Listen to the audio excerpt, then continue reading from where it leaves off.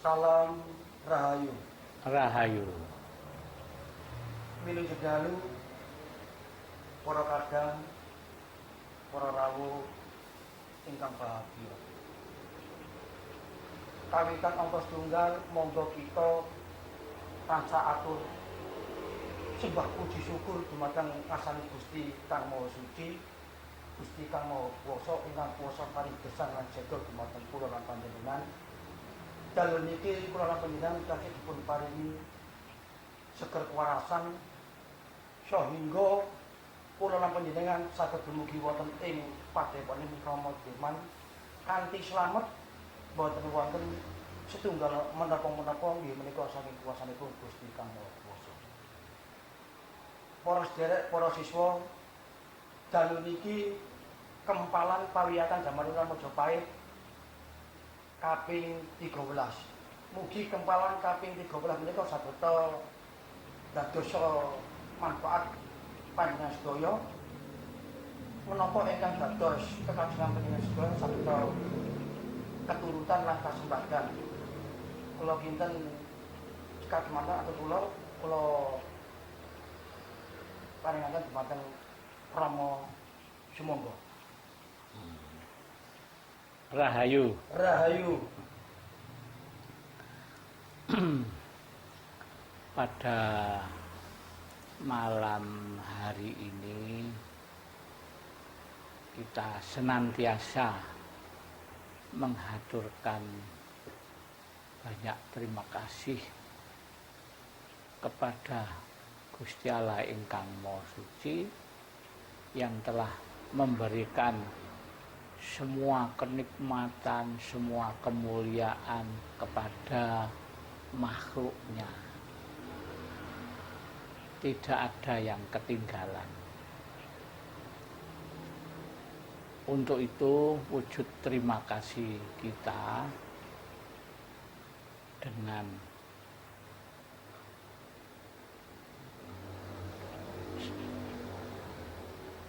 adanya sarasehan ini, maka kita selalu membicarakan, selalu menyampaikan wujud terima kasih kita kepada Tuhan Yang Maha Esa atas karunia-Nya, atas anugerah-Nya, sehingga kita dapat berkumpul dan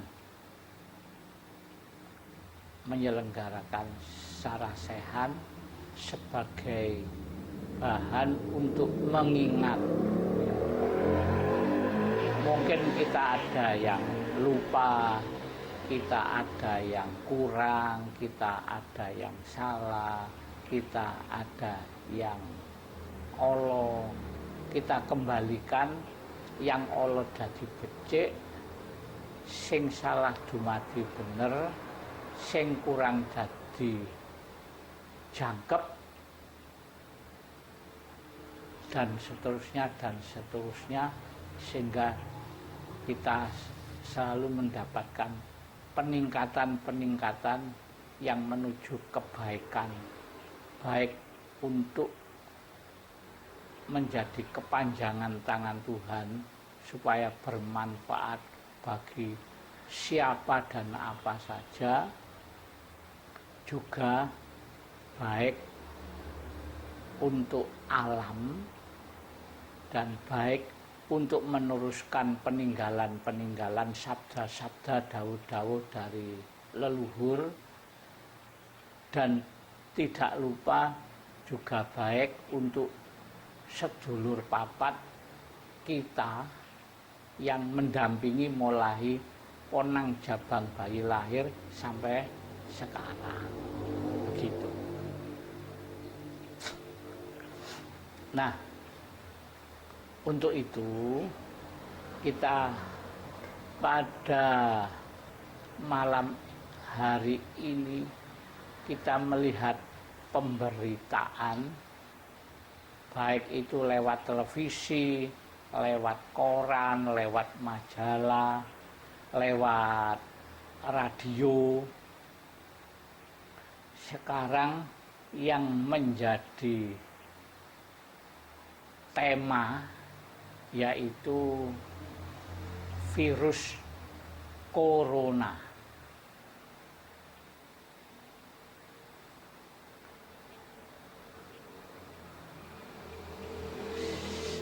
Sehingga virus corona benar-benar mengguncangkan dunia. Mengapa? Karena dampak dari virus corona ini, saudara bisa menjadi pisah, anak dan orang tua juga menjadi pisah kalau ada salah satu yang kena virus corona. Bahkan mereka-mereka yang kena terduga mendapatkan virus corona diisolasi kurang lebih 14 hari ya, untuk menyembuhkannya bebas dari virus corona. Dan dampaknya lagi secara ekonomi menurun, kemudian secara seni adat budaya tradisi orang-orang berkumpul juga dikurangi, bepergian juga kalau tidak amat sangat penting sekali tidak dilakukan. Bahkan pendidikan pun ada yang sudah memulai dengan sistem online agar tidak berkumpul banyak manusia, sehingga apabila ada salah satu saja yang terkena virus tersebut akan membahayakan bagi lingkungannya. Pertanyaannya begini, makhluk yang bernama virus corona diturunkan ke bumi ya, ini tujuannya itu untuk apa dan untuk siapa, dan nanti akhirnya bagaimana.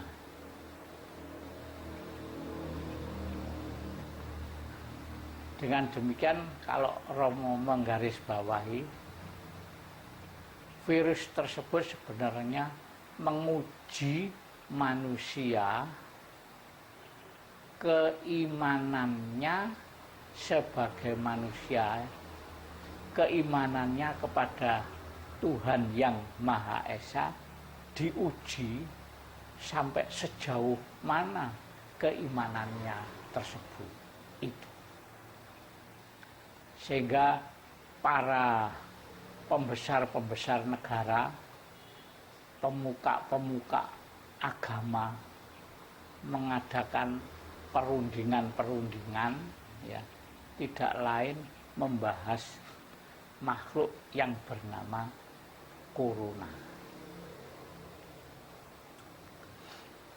Baik itu kepercayaannya kepada Hindu, Buddha, Nasrani, Islam, Konghucu, dari kepercayaan, dari animisme, dinamisme, dan dari kumpulan-kumpulan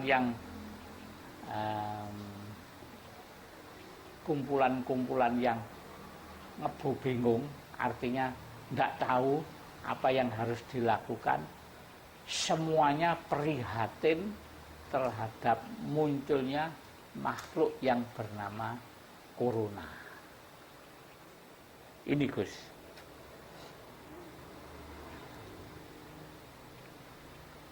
Tetapi setelah beberapa hari, beberapa minggu, beberapa bulan, kalau Romo mulai misalnya pada Januari, Februari, Maret ya, ini kesimpulannya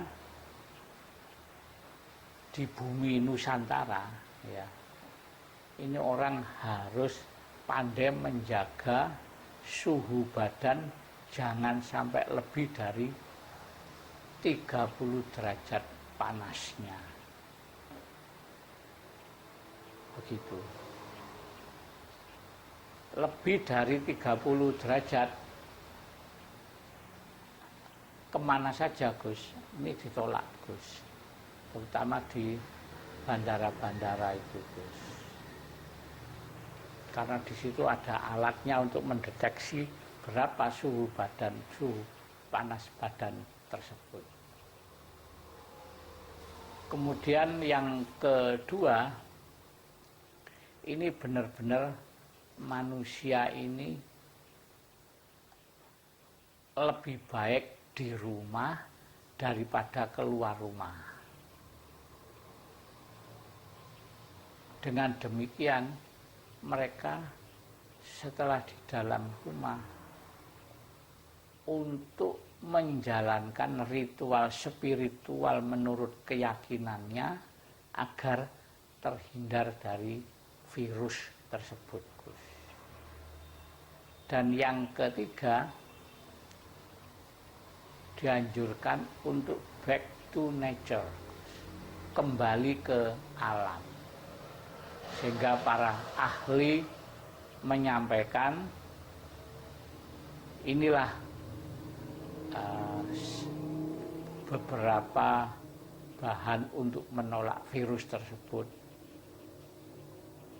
dari rempah-rempah atau empon-empon yang bernama jahe, temulawak, kunir, kemudian serai itu Gus. Ternyata dari situ muncul lagi adat budaya leluhur, jamu-jamu, empon-empon, rempah-rempah itu Gus. Ini sudah diselidiki para ahli Gus. Nah, itu yang nyata Gus. Sehingga menjaga kondisi tubuh supaya 30 derajat, 37 derajat Celcius suhu badannya. Yang kedua, introspeksi, tidak berada di kerumunan orang banyak Gus. Kembali ke rumah untuk introspeksi menuju jati dirinya. Kemudian yang ketiga, kembali ke alam. Karena virus corona ini Gus, sebenarnya bukan hanya saat ini saja. Beberapa tahun, beberapa ratus tahun, beberapa ribu tahun itu ada Gus. Namanya itu, kalau epidemi itu Gus ya, kalau dulu itu namanya waradan, ya, namanya waradan atau begebluk itu Gus. Itu selalu ada. Itu sebenarnya untuk menguji keimanan manusia sampai sejauh mana kekuatan keimanannya itu kepada Yang Maha Esa. Begitu Gus. Nah, dengan demikian Gus, yang namanya dari kepercayaan apa saja, agama apa saja, keyakinan apa saja, bersatu padu Gus, supaya makhluk yang namanya virus tersebut tidak berlama-lama ada di Ngaryopodo atau di bumi atau di dunia ini Gus, supaya semua berharap kembali sehingga manusia bumi ini kembali dengan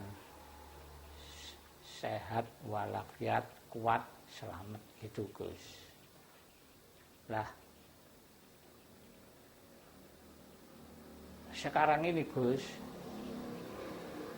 dengan adanya makhluk virus tersebut Gus, yang sudah terlanjur kena Gus, ada yang meninggal dunia Gus, ya kita turut prihatin, ada juga yang sudah kena tapi bisa disembuhkan, Gus. Terus ada yang belum kena sama sekali, Gus. Jadi ini adalah ujian bagi manusia, sehingga yang belum kena ini toto-toto mari kita kembali untuk menjaga kesehatan, suhu badan, kemudian yang kedua untuk menuju jati dirinya, Gus, dan yang ketiga kembali ke alam, tidak melupakan tinggalannya leluhur atau Mbah Buyut yang bernama empon-empon itu tersebut atau rempah-rempah. Dan Romo sebagai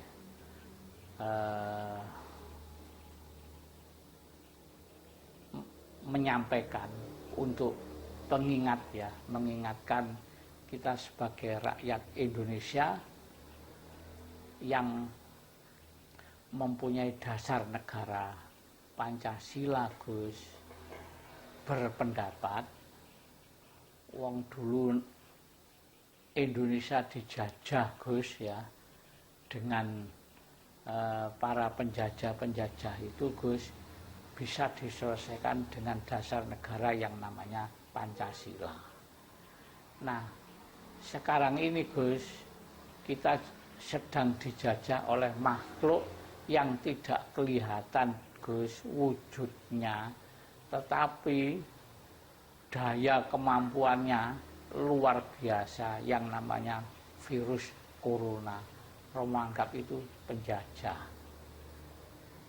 Romo mengingatkan kembali sebagai bangsa Indonesia, ya, tidak meninggalkan Pancasila, Gus, karena di Pancasila itu ada sila ke-1 yang namanya ketuhanan yang Maha Esa. Jadi kalau sudah ketuhanan yang Maha Esa itu, Tuhan mempunyai kekuatan maha itu, Gus, ya, kita memohon kepadanya supaya memberi pertolongan, Gus, kepada rakyat Indonesia, khususnya, Gus, umumnya rakyat dunia, Gus, begitu, supaya lekas-lekas selesai makhluk tersebut segera kembali kepada asalnya, begitu. Dan di bulan-bulan ini, Gus, ada hal-hal yang sangat istimewa bagi bangsa Indonesia dengan adanya Raja Belanda, Gus, yang telah mengembalikan pusaka yang namanya naga siluman miliknya panjenenganipun Pangeran Diponegoro, dikembalikan lagi kepada pangkuan Ibu Pertiwi yang namanya Indonesia. Semoga kembalinya pusaka ini juga menguatkan untuk mengembalikan makhluk yang bernama virus tersebut ke asalnya, Gus, begitu. Dengan demikian, Gus, yang sangat aneh-aneh itu, Gus. Nah, tinggal nantinya pusaka ini setelah kembali, Gus, ke Indonesia, kita sebagai rakyat Indonesia merasa senang, Gus, karena apa?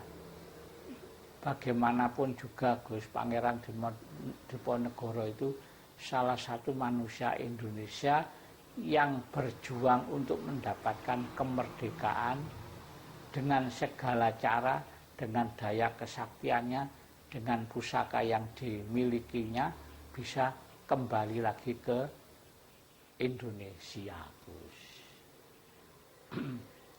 Untuk itu Gus, kita tetap dengan pedoman Pancasila Gus, marilah kita memohon kepada Tuhan Yang Maha Esa supaya kolomolo sangkala bencana yang menjadikan kurban ya ini segera diselesaikan dengan kekuatannya Yang Maha Esa. Semoga Yang Maha Esa ini selalu mengingat rakyatnya, demikian para roh leluhur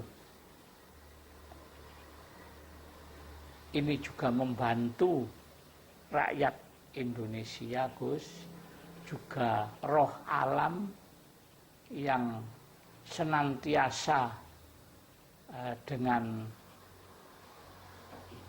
perbuatan ritual dan spiritual yang dijalankan para pembesar-pembesar agama, para pembesar negara ini menjadi lebih baik dari sebelumnya. Itu Gus. Ada yang ditanyakan Gus pada Romo Gus?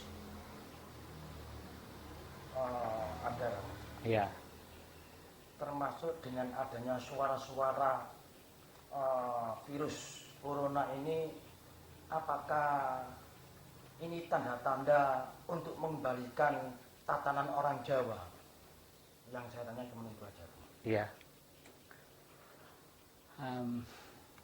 Kalau Romo menjawab pertanyaan si Gus, karena jadi kita diharapkan Gus ya, karena Nusantara ini bukan hanya Jawa saja Gus. Jadi kalau disebutkan sukunya Gus, itu 500 lebih Gus suku yang ada di Nusantara, begitu. Dan kita kebetulan menjadi orang Jawa, ya harus kembali ke adat Jawa. Yang Sumatera juga begitu, kembali ke adat Sumatera. Yang Sulawesi, ya, yang Papua, yang Bali, yang ada di Nusa Tenggara, Gus, yang di Kalimantan, Gus, ya, semua kembali kepada adat suku bangsa masing-masing untuk satu, yaitu Nusantara yang sekarang menjadi Indonesia, Gus, begitu. Karena kita sudah menjadi negara Gus yang namanya Indonesia, begitu. Yang kedua, ya. Dengan adanya virus corona ini, apakah dulu-dulunya sudah pernah terjadi seperti yang dinamakan virus corona, tapi yang pada waktu zaman-zaman dulu itu, apakah bukan nama yang seperti nama sekarang ini? Suatu misal dulu kan ada namanya begeblok, apa itu, apakah pernah terjadi seperti ini? Iya Gus, ini sebenarnya bukan hal baru Gus, karena sejarah mencatat Gus, karena kalau sekarang ini Gus, ini karena kepandaian manusia Gus, nggak bisa memberi nama. Oh ini virus yang namanya corona, oh ini virus yang namanya SARS, oh ini virus yang namanya banyak Gus. Kalau dulu orang tidak tahu Gus, ya hanya ini namanya begebluk atau waradan, begitu. Nah bedanya Gus, kalau leluhur dulu Gus, tolak balaknya itu Gus ya ada. Karena apa? Setiap pergantian musim Gus, dari musim panas ke musim hujan, dari hujan ke musim panas, yang namanya penyakit itu ada Gus, yang namanya waradan itu ada, begebluk itu ada. Cuman dulu kalau tolak balaknya itu secara logika Gus, dulu itu pohon yang di atas ketinggiannya Gus, di atas 10 meter Gus, itu adalah salah satu tolak balak Gus. Karena virus ya Gus, itu datangnya itu lewat udara yang dihembuskan oleh angin. Nah, itu hinggap di beberapa negara Gus. Nah, dengan adanya pohon yang tingginya 10 meter ke atas itu Gus, jadi sebelum kena manusianya itu sudah nyangsang di pohon tersebut Gus. Jadi mengapa tidak boleh menebang pohon, menggunduli hutan gitu, karena itu adalah tempat untuk tolak balaknya apabila ada virus yang terbawa angin Gus. Begitu Gus. Terakhir Romo. Iya. Rama tadi kan berbicara masalah pohonan kalau bisa itu lebih dari 10 meter. Iya. Agar virus atau udara yang kurang bagus itu bisa diserap di pohonan dulu. Duluan ya. Iya. Nah, gini Gus, zaman dulu berbeda dengan sekarang Gus. Nomor satu, jumlah manusianya dulu itu sedikit, sekarang banyak. Terus kota juga demikian, semula kecil sekarang menjadi besar. Nah, kemudian banyak pohon-pohon itu Gus yang tidak diketahui. Menanam pohon yang di atas 10 meter itu Gus ya, itu harus pohon pilihan. Artinya pohon pilihan itu yang akar bawahnya itu harus kuat. Supaya apa? Begitu kena air hujan, kena angin, dia tetap Gus. Tapi kalau hanya asal menanam saja Gus, ya kena angin, kena hujan dengan beban air itu Gus, cepat roboh Gus. Ya, kalau roboh nanti menimpa pada manusianya ya Gus ya. Nanti apa itu yang namanya pemerintah kota itu Gus, apa itu tidak ingin warganya itu mendapat celaka karena tertimpa pohon sehingga dirampasi, dipotongi begitu Gus. Jadi maksud dan tujuannya pemerintah itu begitu Roma ya. Iya. Jadi kalau pohonan yang sekarang itu tidak seperti dengan pohonan dulu ya. Iya. Sekarang itu dikhawatirkan kalau terlalu tinggi terus kalau ada hujan lebat, akarnya itu kurang kuat, bisa tumbang menjadi korban. Iya. Berarti Kota Madia sekarang itu maksud dan tujuannya benar Roma ya? Iya benar. Terima kasih Roma. Iya. Mas Didi boleh? Saya rasa sudah cukup. Oh gitu ya. Iya. Mungkin Gus Hari ada yang ditanyakan? Cukup ya. Iya. Jadi saya rasa sudah tidak ada pertanyaan. Iya. Saya kembalikan lagi ke Romo Sumomber. Iya.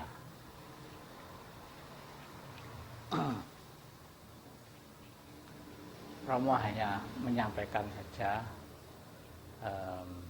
bagaimanapun juga yang dasar negara kita Pancasila Gus ya, itu harus selalu kita pelajari, kita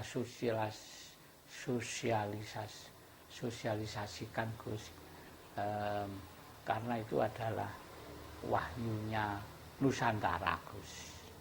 Jadi mestinya Gus sebagai rakyat Indonesia yang mempunyai dasar negara Gus, itu setiap rumah itu harus punya yang namanya Pancasila Gus. Dan setiap rumah juga punya bendera merah putih Gus. Karena apa? Kita sudah punya negara dan kita menjadi bangsa. Siapa Gus yang mengharumkan nama negara itu kalau tidak rakyatnya Gus? Lihat di luar negeri itu ada rakyat yang tidak punya negara, merana Gus, sengsara Gus. Kita sudah punya negara, kita punya dasar negara, kita tidak memberikan apa itu penghargaan dari pribadi kita kepada negara. Ya hanya dengan belajar dan belajar itu Gus, untuk menyintai negara Gus. Karena apa Gus? Negara itu ya tempat hidup kita ya, dan negara itu tempat tinggal kita Gus, tempat hidup kita, dan tempat nanti kalau kita itu sudah meninggal dunia Gus, nanti dimakamkan juga di negara Gus. Dan negara juga tempat untuk menitipkan ya istri, anak, menantu dan cucu kalau kita sudah dipanggil oleh Yang Maha Esa.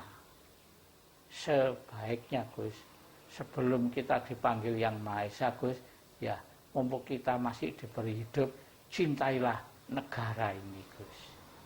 Karena kalau sampai kita tidak menyintai negara ini Gus, kemudian negara ini dicintai oleh bangsa lain Gus, kita tidak punya negara. Betapa sengsaranya Gus kita, betapa menderitanya Gus kita. Begitu Gus. Itu pesan Romo, semoga pesan ini bisa diterima, dan apabila ada yang tidak berkenan, saya juga mohon maaf sebesar-besarnya. Dan tujuan saya hanya selalu mengingatkan bahwa Pancasila ini adalah dasar negara, dan Pancasila ini sudah teruji dan terbukti menyelamatkan bangsa Indonesia. Itu yang bisa saya sampaikan, semoga bermanfaat. Akhirnya saya haturkan salam penutup. Rahayu. Rahayu.